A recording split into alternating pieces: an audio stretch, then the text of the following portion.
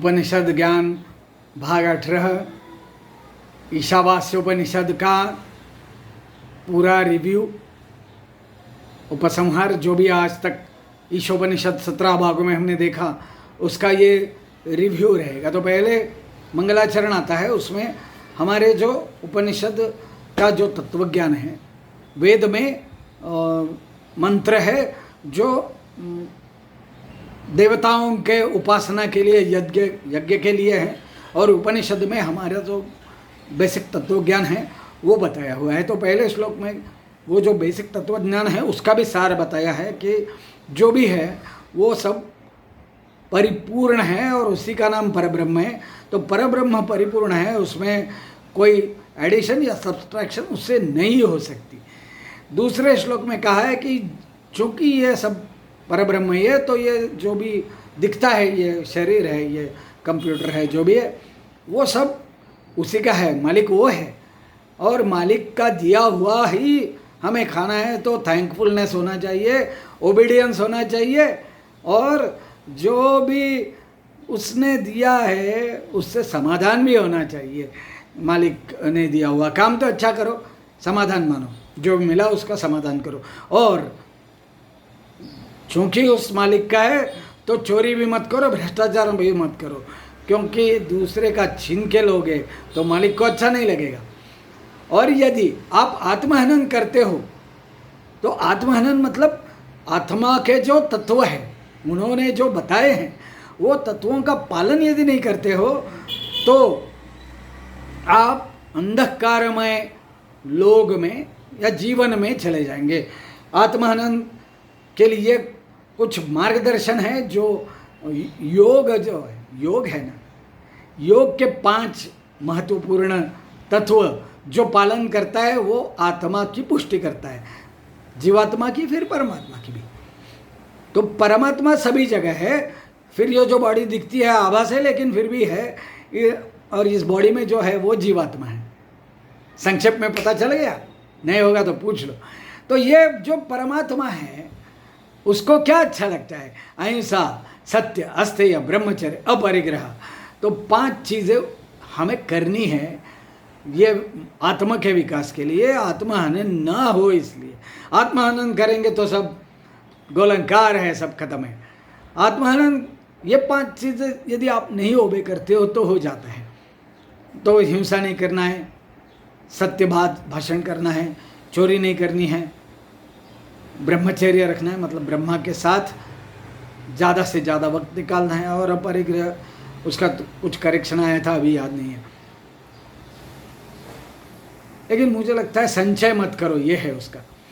तो ये हुआ 5 चीज़ जो करना है हमें, और आत्मा का हनन नहीं होना दे। तो ये जो परमात्मा है उसका अभी कुछ वर्णन आया है, और कुछ वर्णन आया है। पहले तो पूर्णमिदम में सब आ गया, इट्स अ कंप्लीट। फिर बोलते हैं कि ये आत्मा कंपन नहीं करती, फिर भी सबसे अधिक वेगवान है। क्यों? क्योंकि वो सब जगह है ही, तो पहले ही पहुंच जाएगी ना। तो इंद्रिया इसे प्राप्त नहीं कर सकती। हमारे नेत्र से हम परमात्मा को नहीं देख सकते, कान से सुन नहीं सकते, ये हिलचल भी नहीं करेगी, लेकिन फिर भी सब जगह है। क्यों? क्योंकि वो ठहरा हुआ ही दौड़ते हुए को पीछे छुड़ गया था। आप कितने दौड़ोगे? उसके आगे भी परब्रह्म तो है ही है ना। उसी के कारण वायु, जो मतलब उस परमात्मा के कारण वायु जो बहुत हल्की है वो भी सब उत्पात मचा सकती है। वो बड़े बड़े पेड़ उखाड़ देगी, समुद्र जैसे अफाट जल को उफान देगी, सब कर देगी। वही उसी के कारण, मतलब परमात्मा ही सब करता करता है। वो चलता है, वो नहीं चलता है। क्यों चलेगा? क्योंकि वो सब जगह है। चलता क्यों है? क्योंकि जहाँ भी पहुँच जाओ आप उसके, वो वहाँ पर वो है, इसलिए वो चलता भी है। हम चलते जाएंगे, देखेंगे अरे परमात्मा खत्म हो गया, नहीं हुआ, उधर भी है। तो इसलिए कहा है चलता है, नहीं चलता है। वो निकट भी है और बहुत दूर तक भी है। निकट क्यों है? सब जगह है तो इधर भी है ना, सब जगह है तो इधर भी है, उधर भी है, उधर भी है, और जहाँ देख नहीं सकते और सारे पूरे यूनिवर्स में है, और सब तारों के आगे चले जाओ तो भी है, वही सब के बाहर भी है, अंदर भी है। मेरे अंदर क्या है? परमात्मा है, हर जगह तुम्हारे अंदर भी है और हमारे बाहर भी है। मतलब वनस्पति, प्राणी और काष्ठ पाषाण आदि से तो पूरा यूनिवर्स भरा नहीं है ना, ये सब है, इनके अंदर भी है, पाषाण, काष्ठ पाषाण, मैं, तुम, सब में है, लेकिन इसके बाहर भी कुछ दिखाई देता है, तो वहां पर भी वो परब्रह्म है।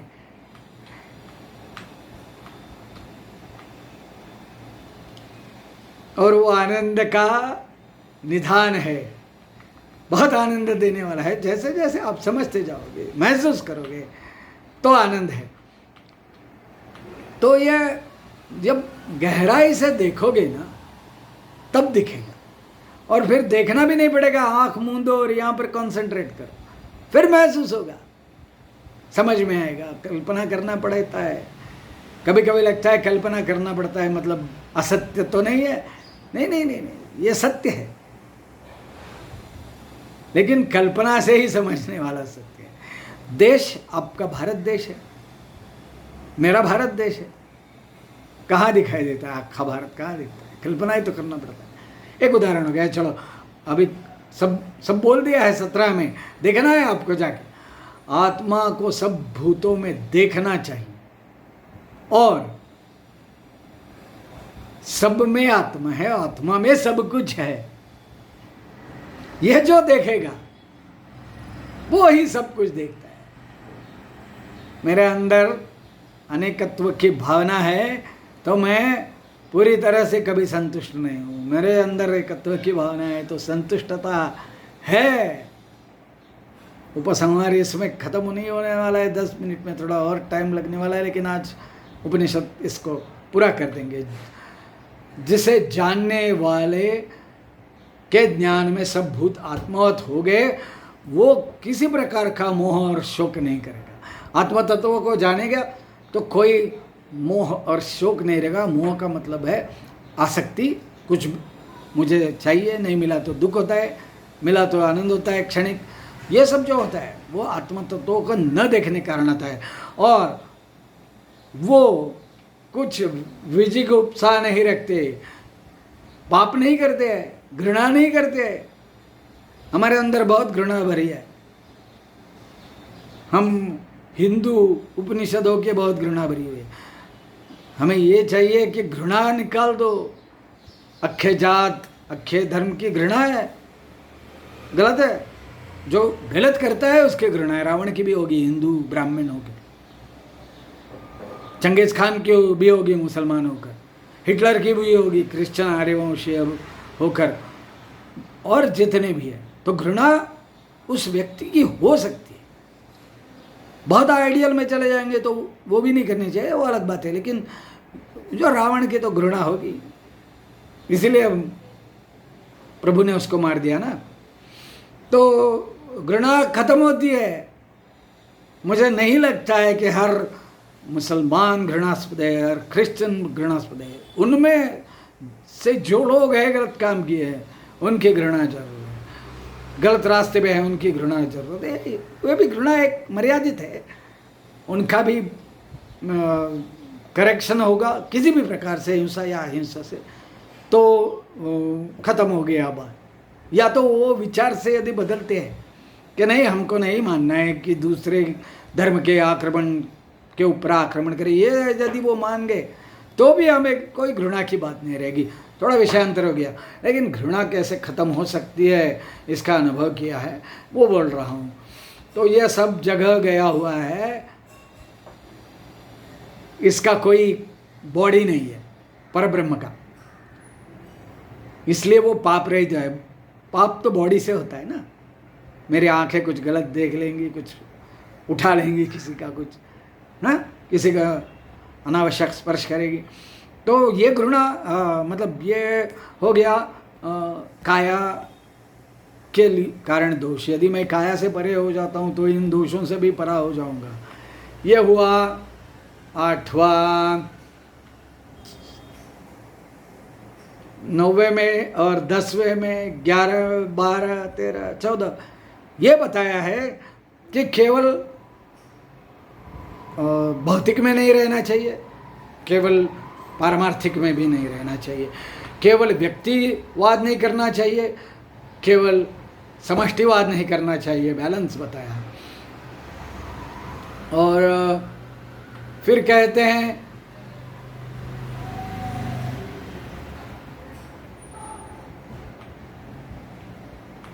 ये दोनों का असंभूति, मतलब जो परमात्मा प्योर शुद्ध रूप में है उसकी, और संभूति मतलब जो मतलब जो भी पूरा विश्व बना है ना परमात्मा के हृदय से या पग से, कहाँ से भी होगा, तो परमात्मा से निकले हुए जग को भी देखना चाहिए और खुद परमात्मा को भी देखना चाहिए। एक को देखते रहोगे बात खत्म है। तो भक्ति मार्ग भी चाहिए, ज्ञान मार्ग भी चाहिए, योग तो अध्यात्म, ध्यान मार्ग तो चाहिए ही चाहिए। तो ये भी गलत होगा यदि एक करोगे। फिर कहते हैं